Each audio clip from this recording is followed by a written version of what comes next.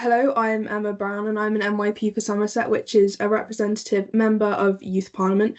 And I'm talking to you today about social media and its effects on mental health. So moving on to the next slide. Who am I and why am I here? Well, as you know, I'm Emma Brown and I'm an elected member of Youth Parliament for Somerset, which means I am here predominantly to represent the young people of Somerset and what they think, what they want to say, what they want to see change in our county. I'm currently running a 2-year campaign on social media and its impacts on mental health in young people. So I'm coming to the end of my first year term, and it will end next December. And I'm here today to talk about my campaign and my findings. So moving on, what have I done so far? So firstly, I've spoken with many healthcare professionals and members of parliament to see what help is available. Now that's completely over the county, so not just my constituency. It's my job to represent every young person in Somerset. So I'm looking across the county at the different constituencies and almost comparing what's the same, whereas the kind of support different, where's the experiences of young people different.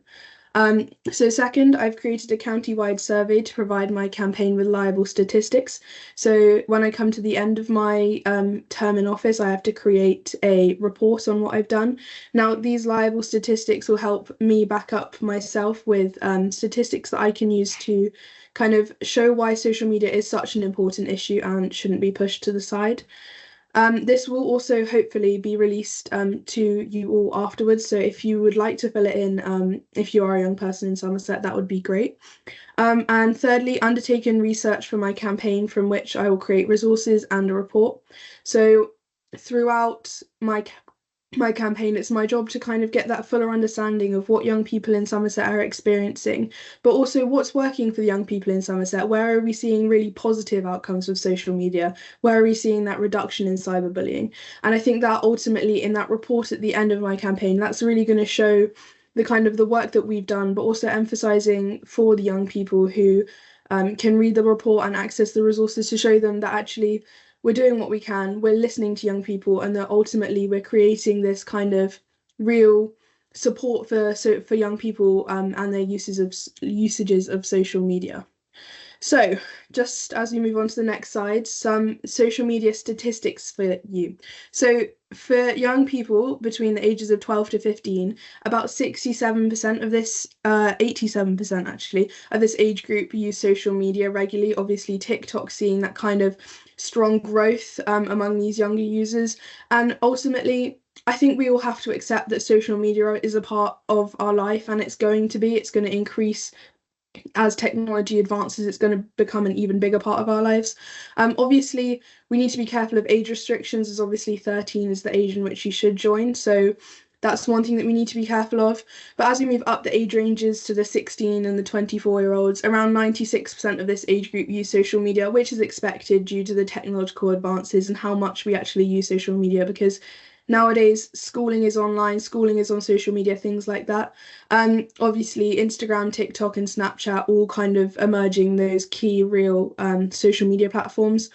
Again, touching on similar things to Joe was talking about, on average, young people aged 16 to 24 in the UK spend approximately 3 hours per day on social media.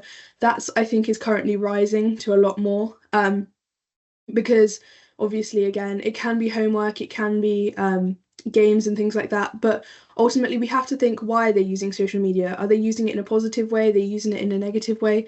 Is it actually rising because of the negative effects of it? And again, about 80% of young users check their social media accounts multiple times a day. Again, are they checking their homework? Are they texting their parents? Things like that. But ultimately, I think we need to assess, why are young people using social media, and almost why is that having an effect on their mental health, positive or negative? So to move on to the next slide.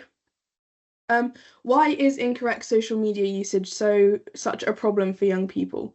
Now, to start, there's a increased rise in anxiety and in depression. So a survey released that 19.4% of people reported that they had an increase both anxiety and depression due to their uses of social media. 48.3% of these participants in the survey were found to have an increase in their kind of depressive tendencies due to their uses of social media. And then again, 22.6% of people in that survey reported that their anxiety levels had risen due to social media.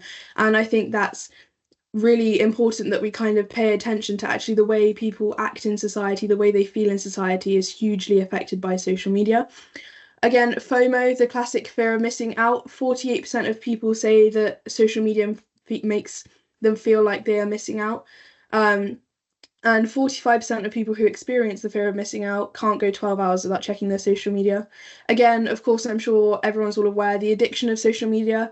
The University of Michigan has estimated that 210 million people worldwide have suffered from addiction to social media and the internet. Unrealistic standards, again. I think it's really important to understand that the images that we see online people are comparing to them, and I don't think that's necessarily it's definitely not a good thing. And these unrealistic standards are creating really unfavorable opinions to people's bodies and what they think of themselves. That's another problem. Again, cyberbullying, which is what we're focusing on in this forum. A lot of people have experienced cyberbullying, and it's been said that 16% of upper school students in the UK have been electronically bullied over the previous 12 months, and the girls have experienced it more than boys. And I think the main one is also exposure to harmful content. So nearly 19% of people above age 16 have witnessed or received harmful content. And in addition to that, 1 in 6 young people have recently encountered harmful content online.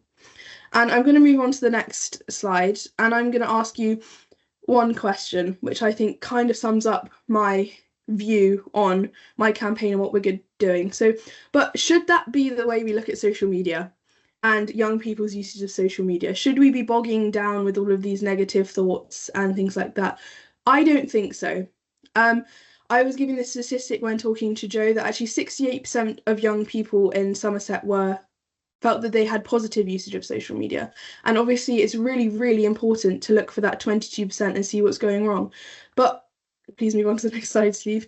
I think we need to be focusing on, especially for young people, why is the correct usage of social media so good for young people?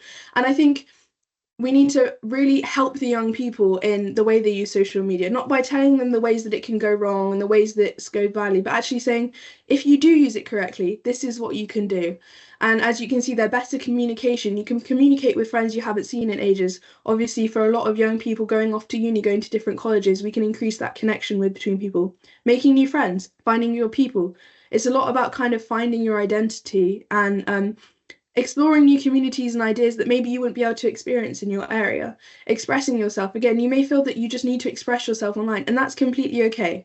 Learning new skills again online. I'm sure everyone here has learned something new online, learned something while you're scrolling, something like that. And again, I think that what's very important for me when I look into the effect on mental health is the online support. So actually some of the most used support for mental health effects of social media is actually online. So for example, Kooth and Tell Me, I've asked them and their research, and actually they do a lot of work with people who need help on social media. And I think we need to be kind of emphasizing these positive things that is so useful for young people in social media. So to move on, finally, steps that you can take to ensure positive usage online. Set some limits on your apps. Parents can set screen time, or just yourself. Make sure you're aware of your usage. Keep your accounts private. Don't share personal information online. That's the classic, don't put your address on any post you put out. And again, if you see something that upsets you, report it. And moving on from that last point, where can you go if you need help because of something you've seen online? So as we heard earlier, 1 in 6 young people had recently encountered harmful content. Well, talk to a trusted adult, parents, school teachers, cadets, scout leaders, youth leaders as well for any youth clubs, things like that. For example, in Youth Parliament, our youth leader. And then again, as just mentioned, the youth forum, so Kooth, Tell Me Mine, they're all really useful forums, and all of those on that slide there will be happy to help, I'm sure, with any of your kind of questions if you see something harmful, or just for some advice, maybe just to talk about some experiences you've had on social media.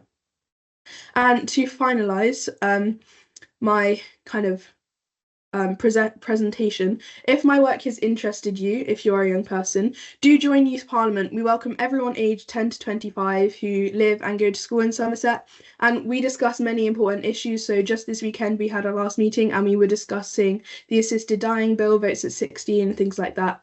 And that bold statement there, I think, really sums it up. The more members we have, the more young people can make a change and raise awareness, because my whole role here is to represent you, to represent the young people of Somerset, and to ultimately push for change in social media and really make sure that the young people are heard in Somerset. And obviously, we have a website in case you want to check out some of our news and what we do.